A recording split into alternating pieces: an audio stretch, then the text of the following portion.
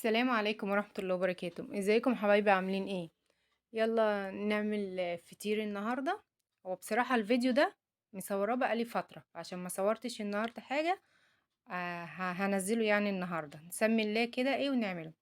انا عملت كيلو، عملت بيها فطيرتين. كنت قبليها كنت عاملة 2 كيلو. عملت طلعت من ال2 كيلو 7 فطيرات. كانوا إيه رقيقين شوية، ما كانوش مليانين، لأ كانوا رقيقين شوية، كانوا حلوين وكل حاجة، وكنت أول مرة أعمل فطير كان طعمهم حلو. فأنا كنت عايزة الفطير اللي هو المورق، فقالوا لي اعملي الكيلو، يعني النص الفطيرة نص كيلو. فأنا عملت الكيلو، عملت بيه فطيرتين.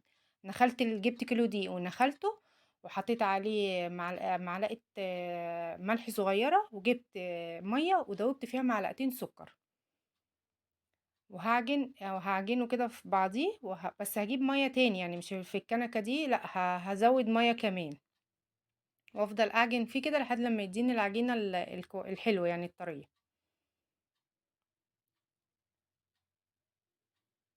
بس بصراحه الفطيره فعلا لما تبقى نص كيلو دي تعمل فطيره كانت حلوه، كانت مورقه وطعمها حلو برضو، كنت عاملاها برضو بالسمنه البلدي.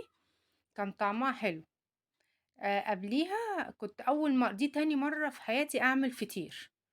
بس بصراحة كان طعمه حلو، يعني كنت خايفة ان انا اعمل فطير ويبوظ مني، فلما عملته ودقته وحد يعني داقه معايا وكده قال لي لا طعمه حلو بصراحة. فجربت بقى اللي هو الكيلو يعمل لي فطيرتين. هنا عجنت العجينة كويس وهسيبها تريح شوية. بين كل حاجة بين كل خطوة وخطوة كنت بسيب العجين يريح. يعني كده انا كنت سايباها كده حوالي نص ساعة.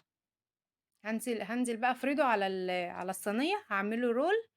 بعد افرده الاول واعمله رول، احط بتاع ده السمنه جواه. كنت برضو مسيحه السمنه شويه، وه... والفه رول كده واقطعه على 2 برضو، واسيبه برضو يرتاح شويه. بس افرده بس كده كويس.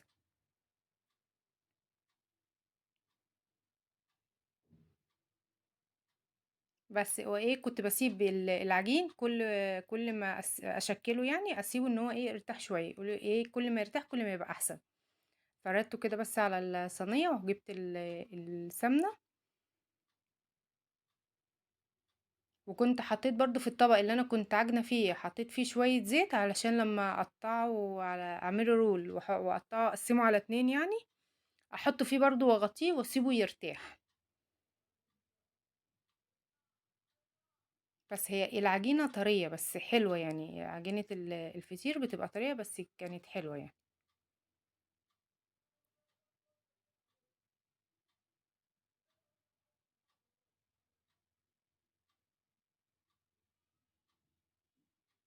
بس هي كده لفيتها كده رول، واروح قسمها على 2 برضو، سايبه العجينه ترتاح.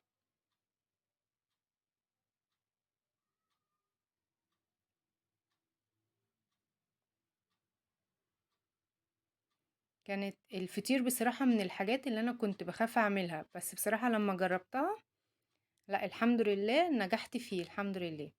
هنا كنت غطيته برضه، كنت بسيب بين الحاجة والحاجة نص ساعة، يعني ما كنتش بعمله كده على طول، لا كنت بسيبه نص ساعة. هنا بقى افردها خالص على الصينية. بعد كده اروح ايه مكوراها كده وحطها ايه في الصينية. كنت جايبة الصواني واحطه فيها. بس برضه هسيبه يرتاح شوية.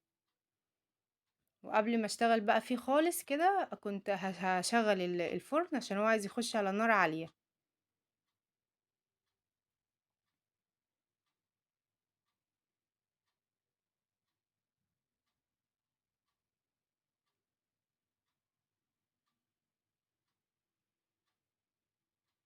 الفطير كده كان مورق، كان حلو. انا بحب الفطير لما يبقى مورق كده ياما.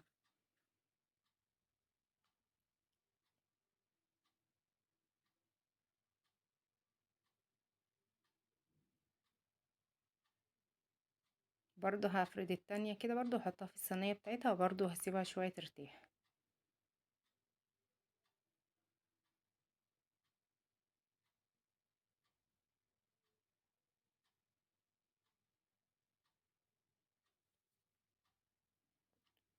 وبرضه باجيب الدقيق اللي هو بتاع جميع الاستخدامات، يعني كان حلو الدقيق ده برضه في الفطير.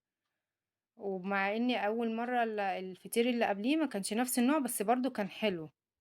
كان نوع الحلو اللي هو جميع الاستخدامات، يعني يستعمل بيه جميع المعجنات يعني.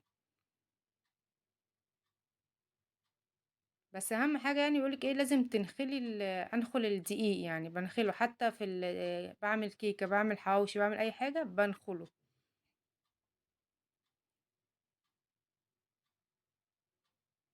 هنا بقى كان ايه، سبته كده وكنت شغلت الفرن يسخن قوي، وافرد الفطير. لو كان عندي وش لبن كنت حطيت عليه، اللي هي القشطة، كنت حطيت عليه كده من الوش، برضو كان هيدينا بتاع ده شكل حلو كده. هحطهم الاتنين في الفرن، يعني الاتنين الفرن هياخد الصينيتين دول.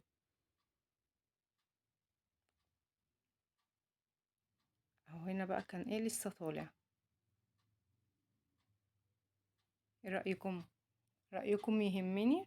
مش هفكركم يا حبايبي باللايك والاشتراك في القناة وكومنت حلو منكم كده يشجعني، دي تاني مرة في حياتي اعمل الفطير. انا هنا غطيته عشان يطرى، سيبته يهدى شوية. بعد كده رحت جايبة الاستريتش راب ده، وايه وهلفه بيه برضه عشان يبقى طري خالص. وفعلا وقسمت الفطيرة على 4، وحطيت كل نص في كيس اللي هو التلاجة ده، وشيلته بطلعه بايه بنص الفطيرة، نص فطيرة. اهو بص مورق قد ايه، وطعمه جميل والله. ومش شكرانية في اللي انا عملته، بس والله كان طعمه حلو قوي. مش هفكركم تاني يا حبايبي باللايك والاشتراك في القناة وكومنت حلو منكم كده تشجعوني، او تقولولي ايه رأيكم في شكل الفطير.